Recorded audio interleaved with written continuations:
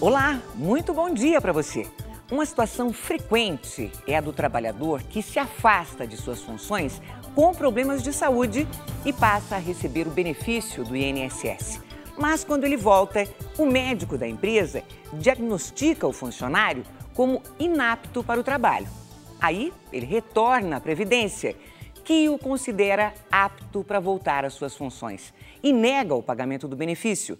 Este é o famoso limbo trabalhista previdenciário. O Pronto Atendimento de hoje vai falar sobre isso, sobre Previdência Social. O programa também está sendo transmitido pela Rádio Cultura Brasil, 1200 AM. Você pode sintonizar pelo site culturabrasil.com.br e participar mandando suas perguntas pelo twitter.com/patendimento, prontoatendimento@tvcultura.com.br e ainda pelo facebook.com/prontoatendimento. Para conversar com a gente sobre este tema, está aqui a advogada e mestre em Direito Previdenciário pela PUC, a Patrícia Evangelista. Patrícia, bom dia. Seja bem-vinda. Muito obrigada por aceitar o nosso convite. Bom dia a todos os telespectadores. É um prazer imenso estar aqui participando desse programa importante sobre essa matéria tão importante que é o direito previdenciário, né? E é uma matéria que todas as pessoas têm muita dúvida. É verdade, muitas dúvidas mesmo, Patrícia. E veja só, este é um caso, é um exemplo. Já perto dos 50 anos de idade, o vendedor Alessio Souza passa pela mesma situação de vários trabalhadores. Afastado da empresa e sem receber salário, ele teve negado o benefício do INSS, que o considera pronto para voltar às suas funções. E já está há mais de um ano nessa situação. Meu nome é Alessio, tenho 49 anos. Trabalho de vendedor numa loja de material de construção e estou com um problema no INSS que faz mais de 12 meses que eu não recebo nem R$1. Tive uma doença de depressão, depois síndrome do pânico, depois somatização, bipolar, toda a parte de mental. Aí a empresa me mandou para o INSS e desde então estou assim, um joga para o outro, não recebo de ninguém, não tenho reabilitação, não tenho tratamento médico, não tenho nada. Tudo isso aí do chão é remédio. Todos esses papéis aqui, é tudo ignorado.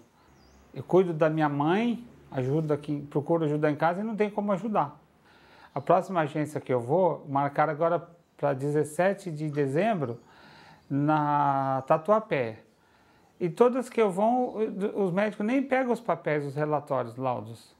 Eles nem olham na gente. Só mandam a gente sair da sala e dar indeferido. Gostaria de saber se eu tenho direito aos meus atrasados, ao reconhecimento de tudo isso e a minha aposentadoria. Patrícia, infelizmente, pelas perguntas que a gente recebe aqui no Pronto Atendimento, este é um problema comum. Super habitual. Infelizmente, eu tenho enfrentado isso na qualidade de profissional especialista nessa área. A maior demanda que eu tenho hoje é relacionada à incapacidade. Então, o problema que ele está passando é o problema de uma infinidade de brasileiros. Por quê? A gente acabou apelidando isso, né, de uma maneira até, uma forma de brincar, que é o efeito ping-pong. Ninguém quer pagar nada, nem o INSS quer ter a responsabilidade de efetuar o pagamento daquela pessoa que fica incapaz, assim como a empresa não quer ter a responsabilidade de ter um funcionário com problemas de saúde lá dentro. Então, manda para o médico do trabalho da empresa, que considera inapto, e fica nesse efeito de cada hora um falar que é ou não é, mas ninguém paga nada para essa pessoa. E nesse caso do Alessio, quer dizer, ele pergunta se ele vai poder, lá na frente, receber isso que ele não recebeu. Claro, não tenha dúvida. Ele tem o direito de ingressar com uma ação judicial, né? Nessa ação judicial, ele já pode pleitear tudo numa única ação. Ele pode pleitear o restabelecimento, a concessão do auxílio-doença ou o restabelecimento, caso ele tenha gozado desse benefício por um período, né? Ele pode pedir todos os atrasados que ficaram o período em aberto, assim como ele pode requerer o benefício futuro e ainda pedir a conversão deste benefício em aposentadoria por invalidez, né?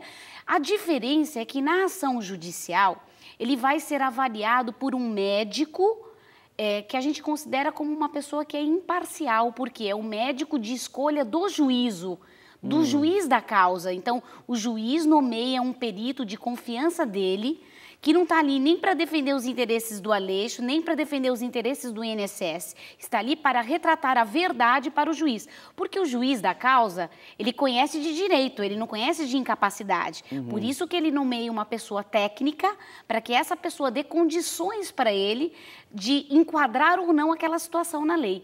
Então, neste caso, ele terá direito a receber todos os atrasados, caso fique configurado por esta perícia judicial que ele está realmente incapaz desde quando ele requereu o primeiro benefício de todo esse período de 1 ano que ele ficou sem receber. Olha, hoje é um dia de muitas perguntas e tem uma aqui de um telespectador que enviou para a gente. Ele diz o seguinte, olha, a pergunta...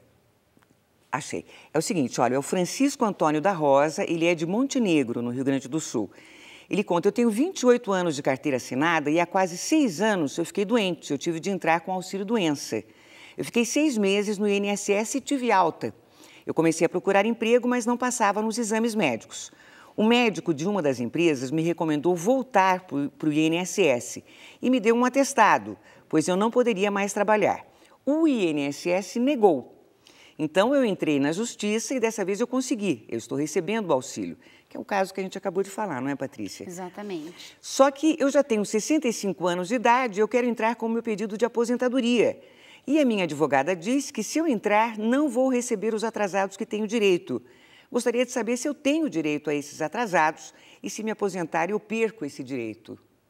Bom, vamos lá. Pergunta importantíssima. Na verdade, infelizmente, eu vou discordar do entendimento da advogada dele, né? Primeiro porque, se ele requerer a aposentadoria por idade dele agora, ele só terá direito à aposentadoria por idade daqui para frente. Se na ação judicial ficou configurado que ele era incapaz, ele não vai perder o direito de receber os atrasados pelo fato de requerer uma nova aposentadoria a partir de agora. Entendi. Porque o direito previdenciário, ele começa a ser previsto do momento em que você requer o benefício. Então, se ele passa a ser do requerimento, então ele não perde o direito aos atrasados do período que ele ficou incapaz, né? Agora, o que ele precisa saber é se vale a pena requerer a aposentadoria agora, já que ele está em gozo de um benefício por incapacidade. O meu aconselhamento para ele é assim, ó. Eu esperaria finalizar o benefício para depois requerer outro, porque, querendo ou não, ele está recebendo um benefício. O direito aos atrasados ele não perde através da ação judicial de forma nenhuma. O direito à aposentadoria por idade ele tem quando ele completa 65 anos e tem um número de contribuições mínimas, que é o que a gente chama de carência. E no caso dele, ele já possui porque ele trabalha há mais de 20 anos, como ele retratou aí quando ele expôs o caso dele. Então, na minha opinião, eu faria isso. Eu aguardaria finalizar o auxílio-doença que foi concedido judicialmente. Aí sim, daria entrada na aposentadoria por idade e ele não irá perder de forma alguma, sem nenhuma dúvida, o direito ao recebimento dos atrasados, se isso foi reconhecido na Justiça. De Fortaleza vem a pergunta de Catarina. Ela escreve, o meu irmão teve a sua aposentadoria por invalidez cancelada neste ano. A minha pergunta, esquizofrenia paranoide tem cura? Se não, por que foi cancelada, sendo que ele tem 64 anos? Bom, na verdade, eu não sou médica, mas a gente acaba conhecendo muito sobre doença em função de atuar nisso. A esquizofrenia é uma doença progressiva, né? Ela é tendenciosa a sempre piorar. Então, se é uma esquizofrenia principalmente paranoide, ela não tem cura, né? Ela não tem cura.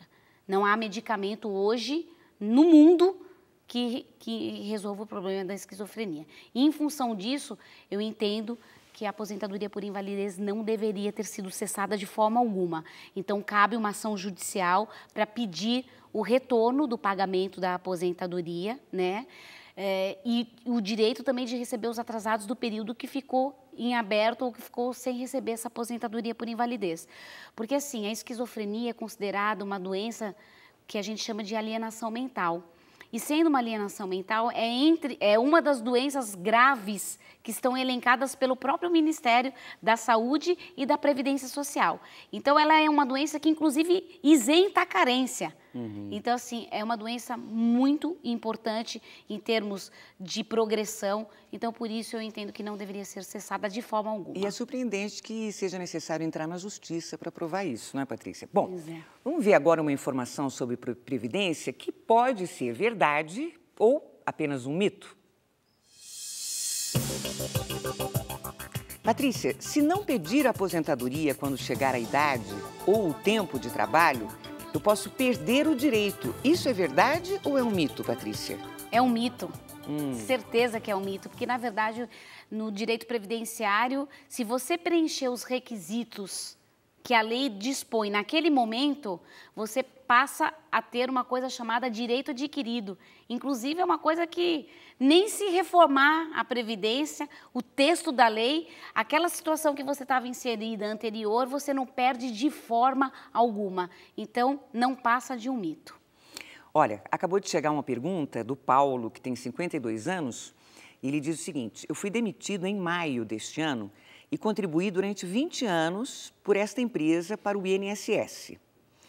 Em dezembro, vou passar por uma cirurgia. No momento, eu estou desempregado e não contribuo. Já recebi a última parcela do seguro-desemprego. Eu tenho direito ao auxílio-doença? Qual o procedimento para pedir esse auxílio?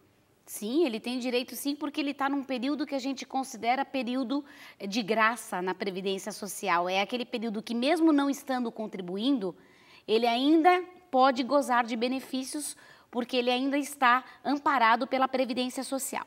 Então, o que acontece? O primeiro procedimento que ele tem que ter é passar por um médico, né? Ou particular, do convênio, ou até público, solicitar um atestado. Esse médico vai pedir um afastamento por um prazo superior a 15 dias, ele vai dar entrada no auxílio-doença, ele vai marcar uma perícia na Previdência Social. Isso pode ser feito, e isso é um conselho bem legal que a gente dá para todos os seus telespectadores. Pode ser feito através do Previfone, que é o número 135 da Previdência Social, ou através do site via internet, que é o www.previdenciasocial.gov.br. Aí a pessoa agenda a perícia, né? Aí ela leva um relatório médico atualizado de 30 dias, todos os exames que ela possui, e aí aguarda o resultado da perícia. Então, ele tem direito, sim, mesmo estando desempregado. O que ele não poderia é acumular o seguro-desemprego com o valor do auxílio-doença. Mas como está finalizando a parcela do seguro-desemprego, ele já pode requerer o benefício. E ele pergunta qual que é o valor desse auxílio. Vai ser feita uma média, né? O valor do auxílio-doença é 91%, é um percentual fixo. Sobre o quê? Sobre uma média remuneratória de tudo que a pessoa contribuiu, de julho de 94 até a data que ela deu entrada no benefício por incapacidade, o auxílio-doença. Aí eles vão pegar 80% das maiores contribuições, 20% das menores serão excluídas, será dividido pelo número de meses e será aplicado os 91%. E aí vai uma dica importante. O porquê que é 91% e não 100%? Porque é uma reposição salarial o auxílio-doença. Ele deixa de ser pago em média de 100%. Por quê? Porque para que esse período valha como tempo contribuído. Então, o período que a pessoa goza de auxílio-doença vale como tempo de contribuição para a futura aposentadoria.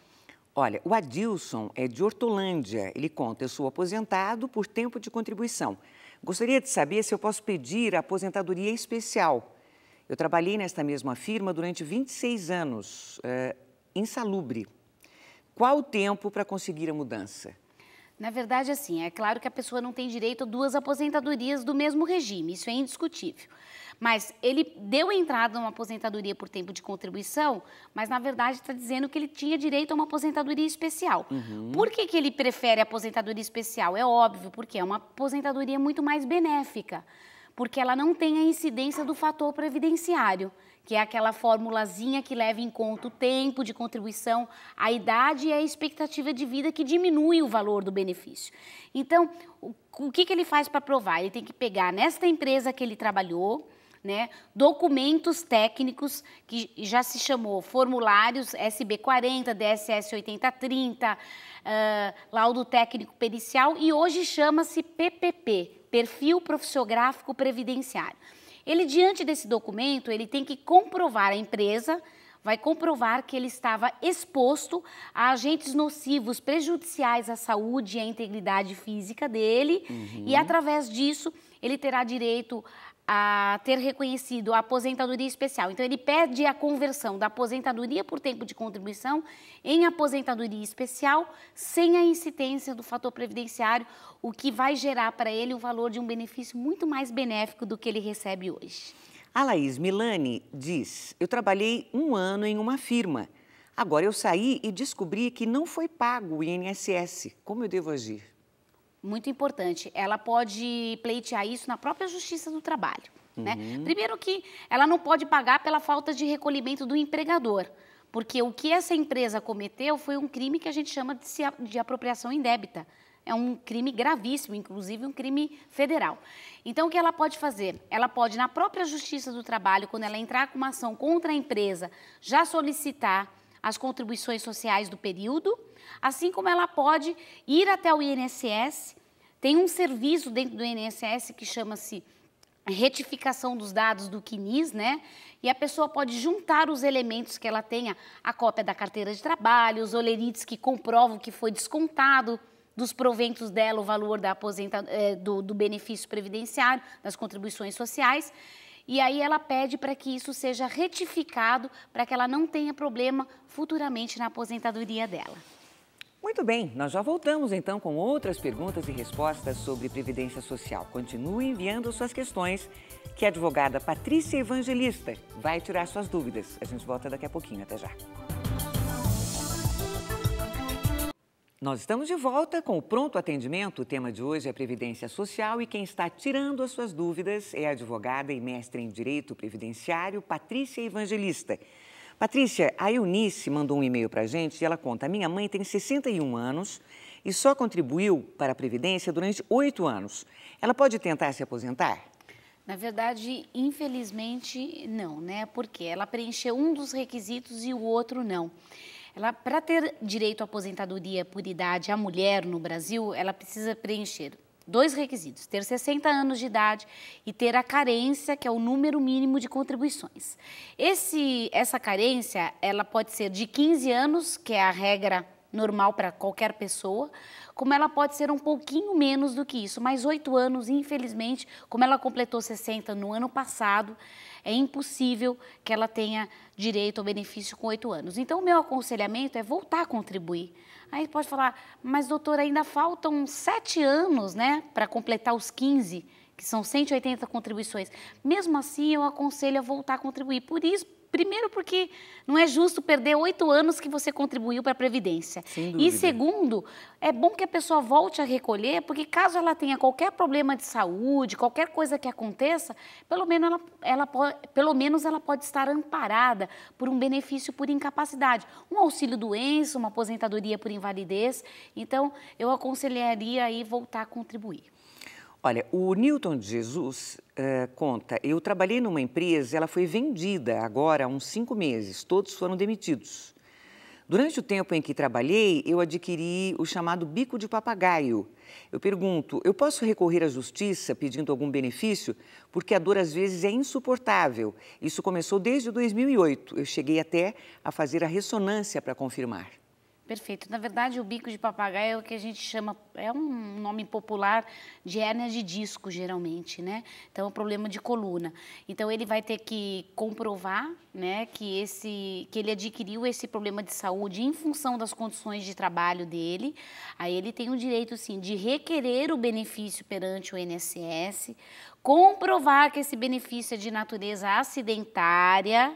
Se ele conseguir comprovar isso, aí ele consegue, inclusive, não só resolver o problema dele de recebimento do INSS, como ele pode até resolver o problema dele de poder até ser reintegrado na empresa, porque ele não poderia ser mandado embora com problema de saúde relacionado ao acidente do trabalho. Entendi. Olha, o Jonas de Cajamar escreve: a minha mãe tem problemas nos joelhos, ela mal consegue se locomover. Ela teria direito à aposentadoria por invalidez? Ela tem 15 anos de contribuição e 48 anos de idade. Na verdade, ela tem o direito de requerer o benefício por incapacidade. Aí depois, porque assim, não existe prazo.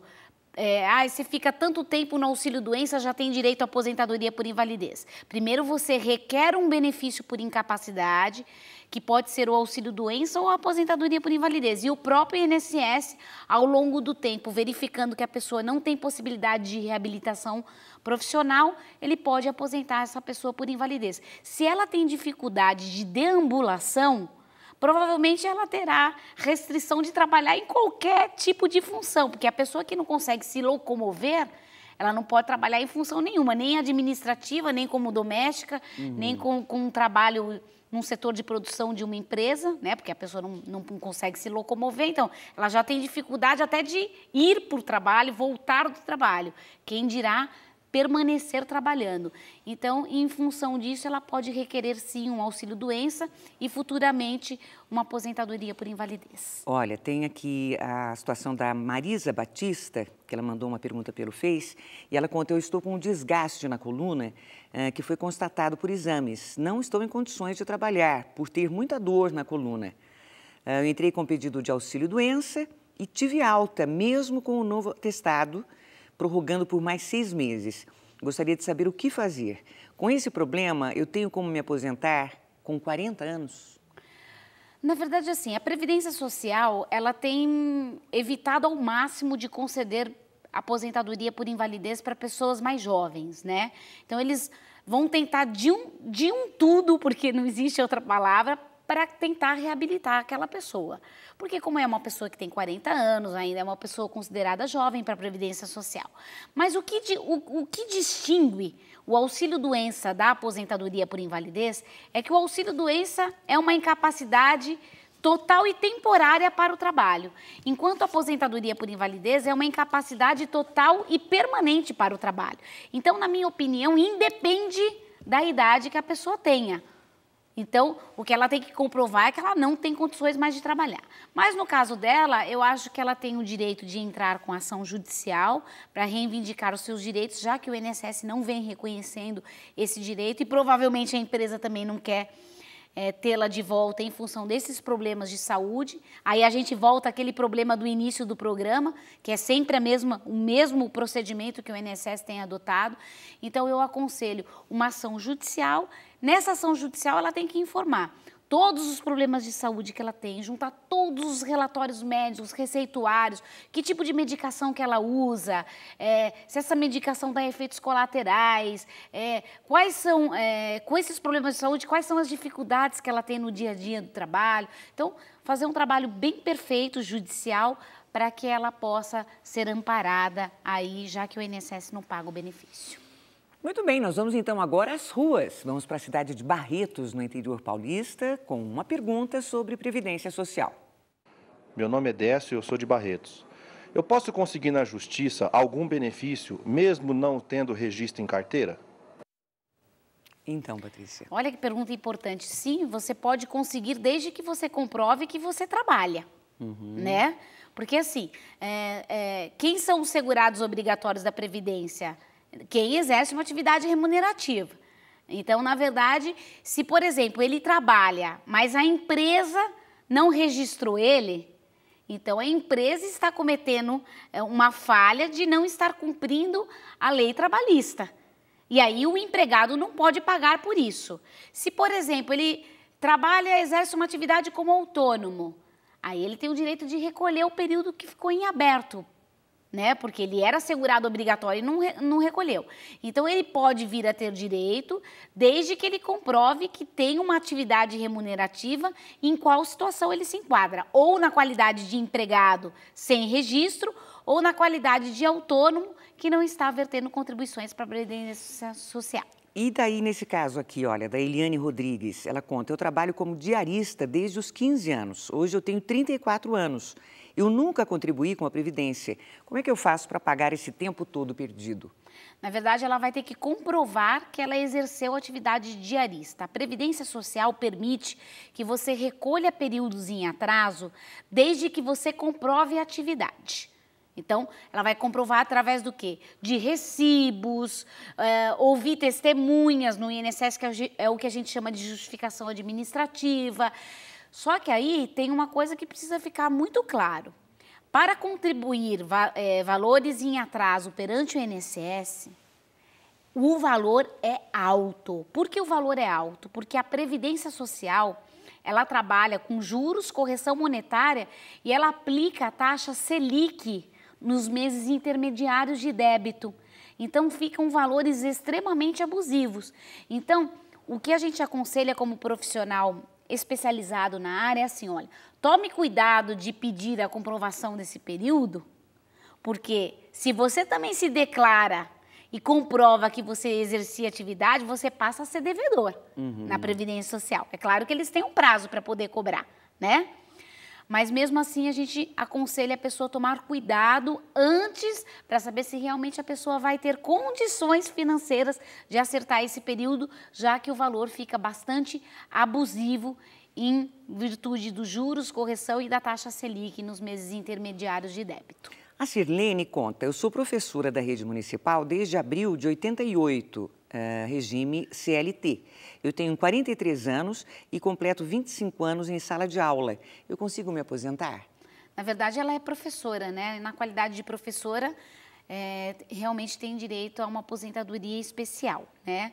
A mulher com 25 anos de trabalho na rede de magistério, desde que não seja nível universitário, hein? Deixar bem claro, porque universitário, desde 98, já não tem mais direito à aposentadoria especial. Aí, ela comprovando essa atividade, ela tem o direito à aposentadoria especial de professor, que é 100%, mas tem incidência do fator previdenciário. Não é que nem a aposentadoria especial da insalubridade, que a gente falou agora há pouco, que não tem incidência do fator previdenciário.